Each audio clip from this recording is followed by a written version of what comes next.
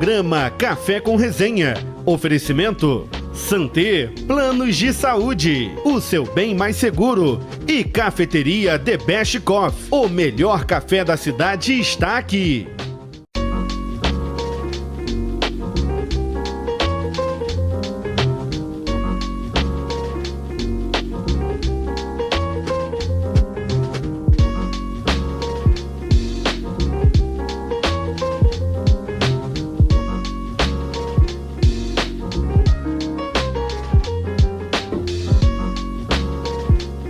Sejam bem-vindos a mais um Café com Resenha, esse programa que você está acostumando a assistir e nós estamos sempre tentando trazer a você aqui algum tipo de entretenimento também, né? Mas com certeza um serviço muitas vezes público, um serviço muitas vezes de saúde também, enfim, com a intenção de alguma maneira te ajudar, não simplesmente assistir um programa como qualquer outra entrevista, mas um programa que possa construir alguma coisa de bom. Por isso nós tratamos de vários temas aqui. Estamos na recepção do Instituto Beneficente Batista Monte Hermon, aqui na The Best Coffee, a melhor cafeteria de Teresópolis. E eu recebo hoje, com muito prazer, dois amigos aqui, e aí são amigos mesmo, que eu tenho prazer de receber para a gente bater um papo aqui, falar desse cenário evangélico. Estou recebendo aqui meu queridíssimo pastor Aloísio, que é vice-presidente da Convenção Batista Nacional no estado do Rio de Janeiro, trabalha junto com a gente. Pastor da Igreja Batista Belém, ali em Olaria, um homem de muita experiência ministerial e também política, de muito conhecimento. E temos aqui também o professor Glauco Kaiser, é um amigo também, parceiro ministerial, na batalha aí que nós sempre temos pelo reino e agora também nos enfrentamentos políticos. E nós vamos falar sobre isso aqui hoje. Somos três pastores totalmente desprovidos de intenções com eleições, as eleições são passadas, e a gente vai discutir um pouquinho aqui como ficou o cenário político, religioso dentro do nosso âmbito. Amigo, seja bem-vindo. Muito obrigado, meu amigo, pastor Humberto. Parabéns pela iniciativa desse programa, né? É uma ideia fantástica a gente poder interagir com o pessoal, interagir com o povo, né? E poder falar de muitos assuntos, né? Eu acho que a gente tem que conversar sobre tudo mesmo. E que seja aqui um debate, né? Que seja aqui uma conversa onde a gente possa aproveitar ao máximo as ideias e com essa análise poder dizer alguma coisa além do que já foi dito, né, para a nossa galera aí. Deus abençoe a gente aqui. Amém. Mestre Glauco Kaiser. Eu também quero agradecer a oportunidade de estar aqui nessa tarde, nessa noite, né? E poder participar desse momento da política do Brasil, não só do Rio de Janeiro, mas a política do Brasil está assumindo um novo contorno, está mudando bastante, a participação das pessoas ela tem sido muito importante. O que a gente vai poder talvez refletir nesse momento é a respeito do quanto essa participação se fez em algum aspecto nociva e em alguns aspectos também benéfica para o processo político eleitoral que o país vem sofrendo. O Rio de Janeiro também não deixa de estar dentro dessa questão. Saímos de uma eleição que eu acho que, essa frase não é boa de usar não, mas eu vou usar só de pilha. Nunca na história deste país nós tivemos uma eleição, não é tão caliente, nunca antes isso, nunca antes, é isso aí, esse é o certo, nunca antes na história deste país nós tivemos uma eleição de tanto enfrentamento, não é isso? Foi uma eleição de muito enfrentamento e que o povo evangélico se envolveu muito. Muita coisa. Muito. Qual é o legado? Vamos começar do final para ir para o início. Qual o legado que vocês acham, e aqui é bate-papo à vontade, que vai ficar de todo esse enfrentamento que nós vivemos aí, que foi, muitas vezes, foi com uma assintosidade muito forte, foi forte o enfrentamento. Eu acho que a palavra-chave aí foi a polarização. Sim. Né? Lados, né, onde se sustentaram ideias, né, ferrenhas no sentido de posição e oposição, gente querendo marcar, né, o seu conceito, o seu valor, querendo expressar, né, isso eu acho benéfico, quer dizer, poder colocar para fora aquilo que acredita, né, e a juventude, o pessoal da melhor idade, todo mundo se envolveu. Você vê que famílias, né, tiveram embates tremendos, não é verdade? Ficou aí dentro desse legado, essa coisa de a família sendo afetada, gente brigando mesmo por conta disso, né? Teve casos de pais e filhos brigando de forma séria, para deixar marcas, por predileção por candidatos. Agora, o cenário evangélico, ele nunca se envolveu tanto. A lembrança que eu tenho nesses 33 anos aí de evangelho, eu nunca vi. Qual o legado que vai ficar de coisa boa? Vamos falar de coisa boa primeiro, depois falar da coisa ruim. O legado, eu acredito que ele seja a própria participação. A gente vem de uma história do povo evangélico se omitindo sistematicamente de participar da vida política do país, de participar do processo eleitoral em si. Então a gente não falava de política, que eu acho também que era um grande crime. Acho que são 3 máximas que a gente perdeu muito com elas, né? A gente dizia, não se discute política, religião e futebol. E por não discutirmos política, a gente permitiu que os piores se instalassem nos cargos públicos pelo país. A gente não discutiu religião, não estou falando de discutir fé, discutir religião. A gente não pôde, ponderar a respeito dos modelos religiosos que vão se instalando. Sim. Alguns são muito bonitos, alguns são muito construtivos, outros, no entanto, são completamente nocivos à saúde da fé das pessoas. E a gente não discutiu futebol e a gente vê aí esse jogo dos cartolas. Eu acho que quando a gente deixa de discutir esses assuntos, a gente permite que os maus ou a má prática se instale com toda facilidade, porque ela não está submetida a nenhum tipo de crítica. Esse é o grande desafio. Então você vê o povo evangélico participando ativamente, indo para as redes sociais, e tem um negócio, a gente vive o fenômeno da hiperconectividade. Sim. As pessoas estão aprendendo a lidar com isso agora. Esse novo aspecto da vida social não vem com manual, ensinando para a gente como que a gente deve se comportar. Então não tem um manual de boas maneiras. Então às vezes as pessoas cometem excessos. Houve muito excesso, né? Houve excessos, natural. Agora, a questão que eu fico pensando é a seguinte: a igreja sempre teve, pastor Luiz, uma arrogância. Nós somos seres espirituais, não nos envolvemos com política. Não é isso? Isso aí. A igreja sempre teve essa arrogância, ela sempre passou essa imagem, né? De que nós somos seres espirituais, somos melhores do que os outros, porque, vamos ser sinceros, o povo evangélico, não é? Ele tem às vezes essa arrogância. Nós somos melhores do que os outros, nós somos os detentores da interpretação bíblica correta e nós somos melhores. E aí nós não nos envolvemos com a política. Isso mudou, não mudou? Mudou. Enquanto você falava, me veio a lembrança, uma frase que é do Silas Malafaia, nosso amigo. Ele diz uma coisa: anjo não vota. Não. Né? Quem vota é o cidadão. Né? Quem vota, no nosso caso aqui, o nosso foco é tentar falar os evangélicos também. O evangélico vota. Quer dizer, ele tem a capacidade, o poder e o direito de fazer a diferença, né? Através também do seu voto. Quer dizer, escolhendo políticos bons, né? Políticos que tenham uma moral, que tenham caráter, que, por incrível que pareça, ainda tem. Sim, ainda tem. Eu acho que esse discurso, pastor Luiz, de a gente não participa porque não são questões que estão diretamente ligadas à nossa espiritualidade, ela fez com que a gente, durante muito tempo, sistematicamente traísse a história. A gente tem o que contribuir. Sempre teve. Uma fala interessante para iluminar os processos históricos. E a política é um processo histórico que ela deve ser iluminado pela luz do Evangelho.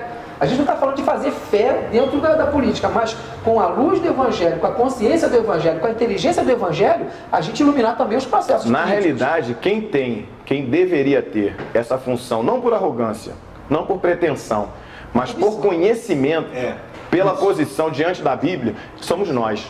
Tanto é que isso foi visto agora nessa eleição.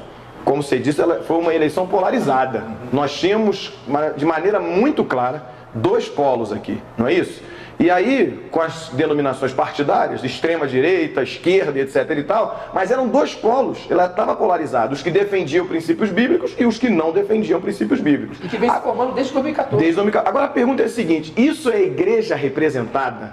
É isso que a gente precisa entender aqui. Essa polarização de uma defesa bíblica é uma defesa da representação da igreja ou é uma voz de muitos que acabou ecoando aí? Um dos sentidos da palavra igreja, do termo igreja, é o chamados para fora. Isso. Não é verdade? Então, quer dizer, a gente tem que lá fora influenciar. Influenciar dentro da igreja, qual é o sentido? Não há mérito. Né? Eu acho que a gente pode e deve influenciar lá fora, chamados para fora. Quer dizer, fazer com que a nossa visão, quer dizer, a base da nossa visão, os nossos conceitos, valores, princípios, sejam externalizados. Quer ver uma coisa? Estou lembrando aqui, Martin Luther King fez marcha. Pastor Batista. Pastor Batista. Batista tem que ser Batista. Fez marcha com mais de 25 mil pessoas, né, lutando ali, quer dizer, para marcar a sua geração, defender as suas ideias, que envolvia a questão de racismo, né? A reforma protestante foi um marco da história que envolveu toda a sociedade, não só religiosa. Então é a gente lá fora ser, como diz a Bíblia, sal da terra, luz do mundo. É isso aí. E nunca também antes foi visto um presidente da República ser eleito e ir aos púlpitos, aos altares de igreja para receber oração, para dizer que vai defender os princípios bíblicos. Nós nunca vimos isso antes. Eu acho que isso também é algo assim muito forte. Assumindo compromisso. Assumindo compromisso. Isso nós não vimos nunca antes. Isso também assustou muita gente. Eu não quero ser alarmista, mas a sensação que eu tenho é que o posicionamento do presidente eleito, que ficou definitivamente, decididamente, claramente a favor dos evangélicos, isso é um fato. Ele estava ladeado por pastores, recebeu a defesa de muitos pastores, inclusive nossa. Então eu acho que nesse momento também esse conflito com o povo evangélico vai aumentar um pouquinho. Setores da sociedade que não se simpatizam vão aumentar um pouquinho. A cobrança vai aumentar. A igreja está preparada para conviver com isso?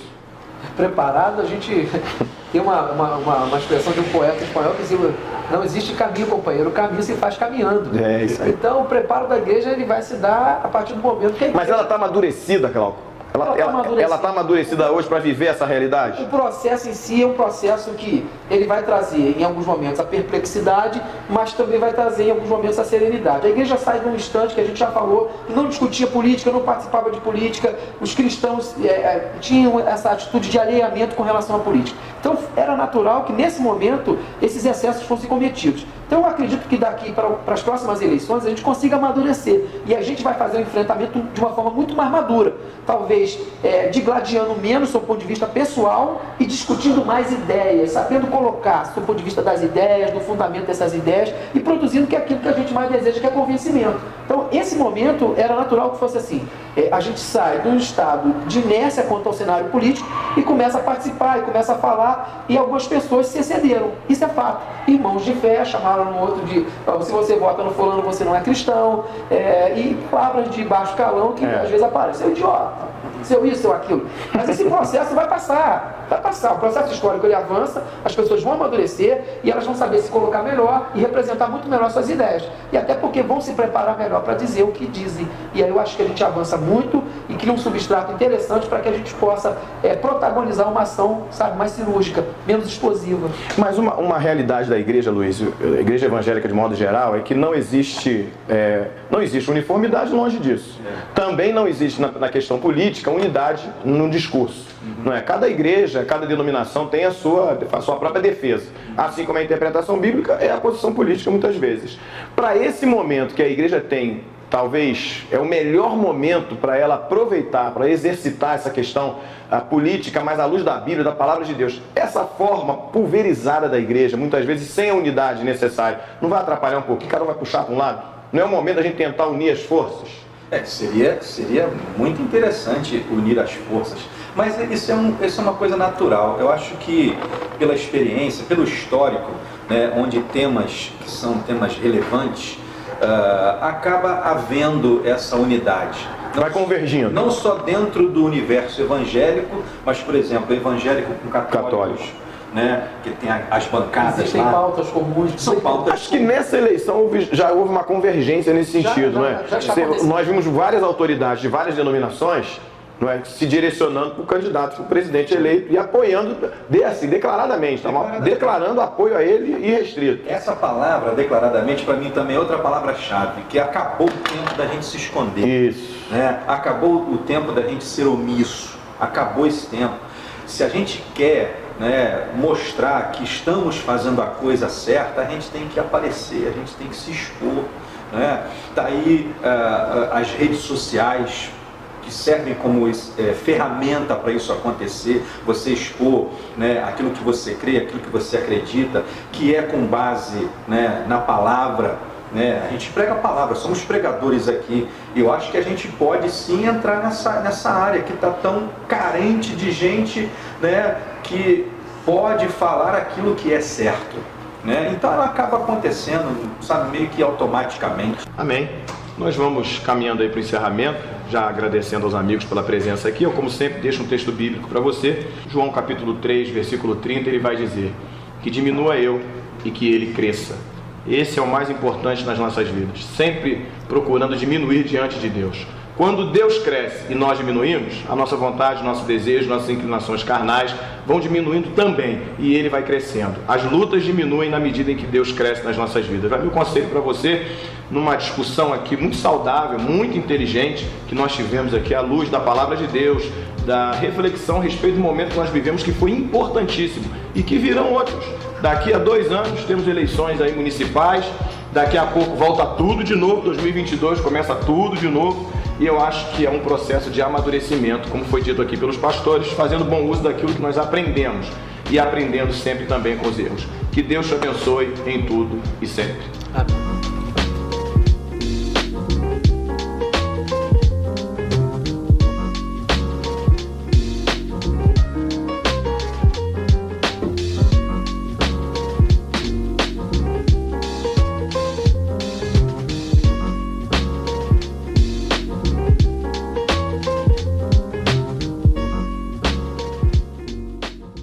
Conheça a The Best Coffee, onde você pode saborear uma infinidade de doces, salgados, sanduíches e, principalmente, uma grande variedade de cafés. Além disso, temos um espaço aconchegante, onde você pode fazer o seu lanche e tomar o seu café com conforto e bem-estar em um ambiente super agradável. Conheça a cafeteria The Best Coffee, Rua Luiz Nogueira Júnior, número 100, no bairro de São Pedro.